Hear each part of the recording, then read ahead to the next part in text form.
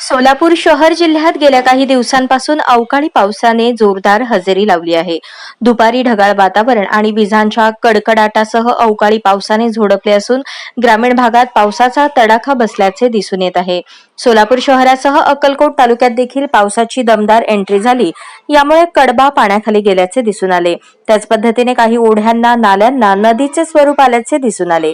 दरम्यान सोलापूर शहरात देखील शनिवारी दुपारी अवकाळी पावसाने हजेरी लावली. उकाड्याने त्रस्त झालेल्या नागरिकांना यामुळे दिलासा मिळाला.